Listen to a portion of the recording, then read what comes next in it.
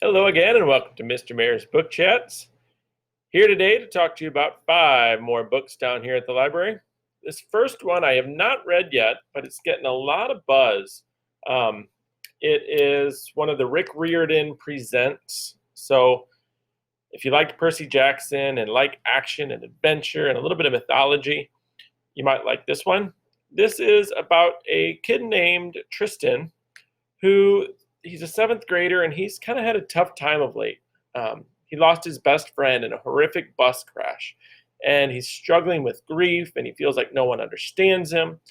And his parents decide to send him to stay with his grandparents down in Alabama for a month to kind of help him recover a little bit. And he's not super crazy about that.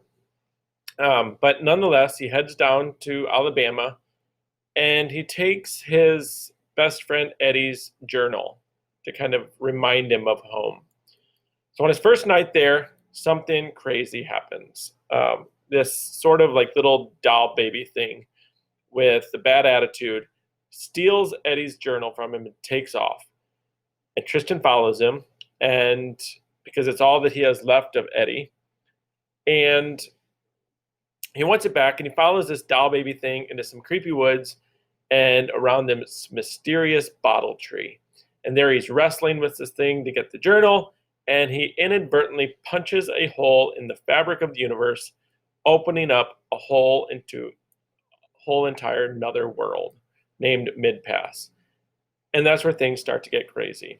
There's African folklore, mythology, African American history, stories coming to life, and Tristan becoming this hero that's always been inside him.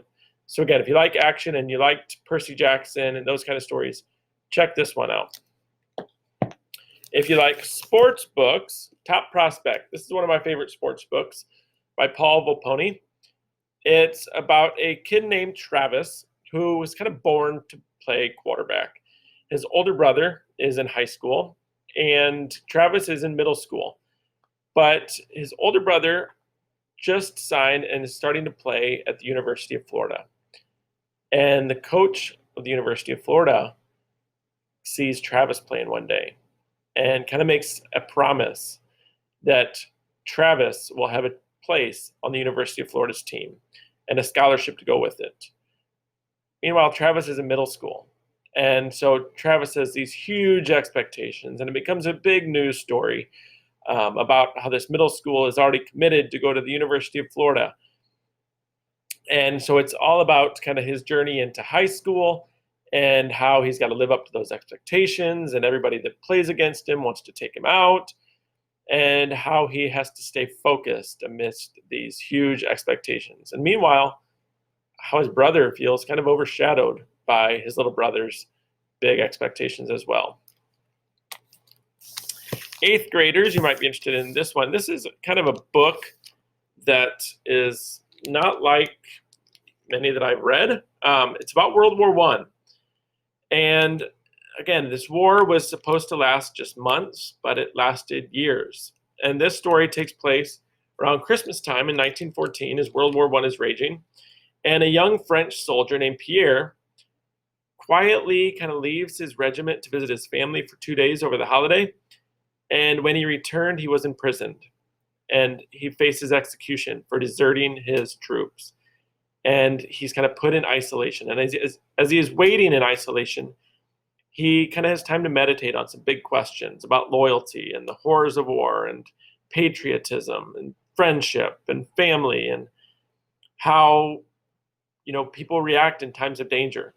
But this whole story is told in letters and these little figurines, like little army guys. So there's all kinds of pictures. It won't take you long, but it's kind of a cool story if you're interested in World War I. Next 2 books are action-packed. Terror at Bottle Creek. Anything by Watt Key, you're going to have lots of action and nature. This is about a kid named Court and his father, who Court has grown up working on tours along the river in Alabama, giving tours about, like, they go out and look at alligators and feed alligators. Well, one day, Court's dad leaves to go help his ex-wife and leaves Court at home alone.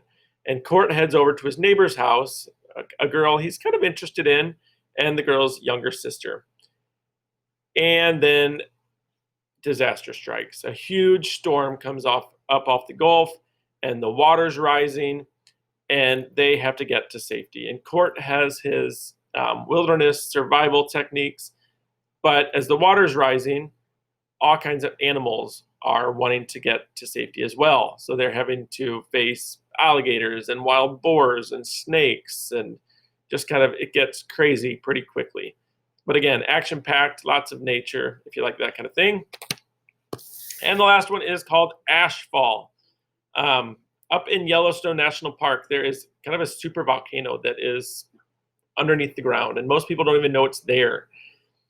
And they're just kind of waiting for the eruption. And Alex lives up there, and his mom and dad say they're leaving for the weekend, and Alex is pumped because that means he's not going to be hassled by his parents for the weekend for just sitting home and playing computer games and hanging out with his friends. But then the volcano erupts, plunging his hometown into a nightmare of darkness and ash. And when that comes, there comes violence because people are going crazy.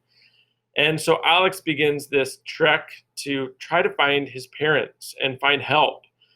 And it's a huge survival story, kind of scary because people start getting violence and crazy. So if you like survival stories and adventure, check this one out. This is the first book in a trilogy. As always, thanks for watching. Come see me down in the library. Enjoy.